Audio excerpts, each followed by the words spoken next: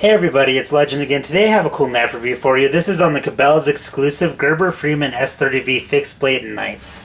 First of all, let's go over the specs for those of you that want them, and then later on in the video I'll go over the things I like, the things I dislike, things you need to know about it, and my overall impression of the knife.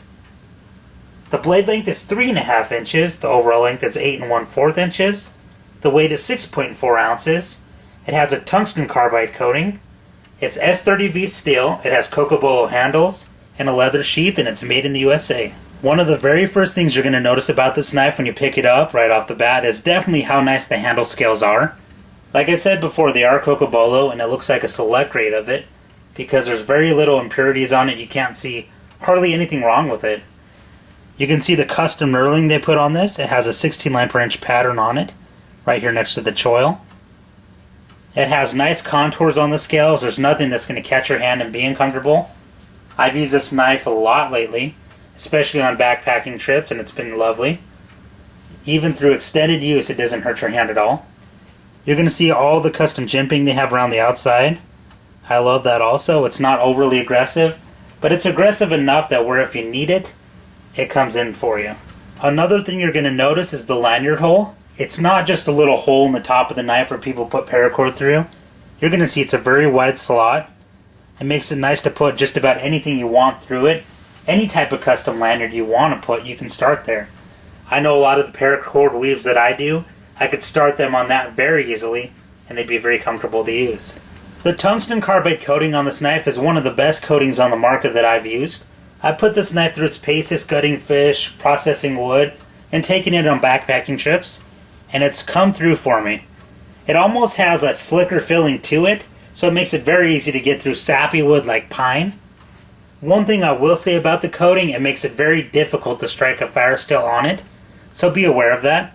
I ended up going to the jimping part of the knife and using that to strike, and that seemed to work pretty well.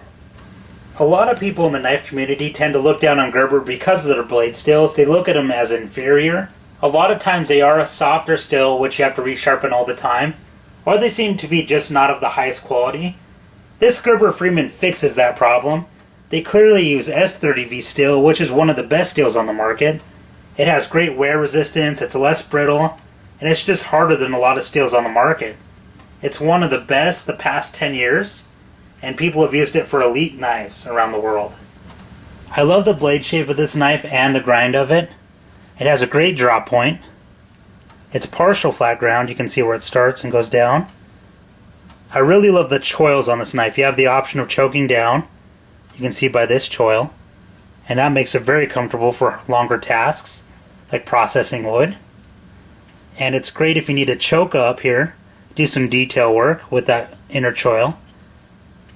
The jimping comes just far enough to lock in your hand. I love that part of it. It's just very nicely done.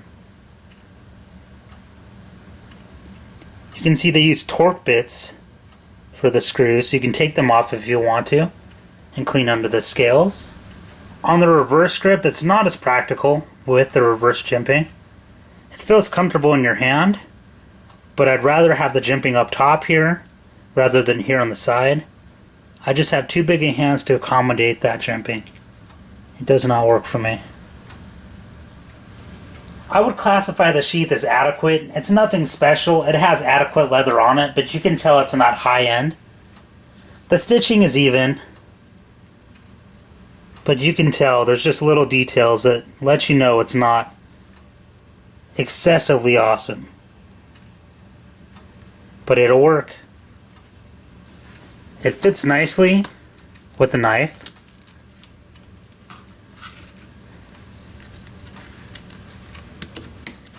You can see how it lines up with the knife with that little detail pattern to match the scales. I've never been a fan of snaps at the top of knives. A lot of times if you have to draw these fast, you catch the blade steel on the end here, and you tend to start to cut these little leather pieces off. It has a massive belt loop, which I don't like because it kind of slides around on your belt, so definitely not my favorite. But like I said, it's adequate. It's nothing you're going to brag about, but it'll get the job done. My overall impression of the knife is that it's a great knife. I'd recommend it to you if you were a hunter, a backpacker, a fisherman, or a bushcrafter. I've used it for all those tasks and it excelled at every single one of them. It's just the right size for a smaller fixed blade for carry. It's not too heavy for your pack.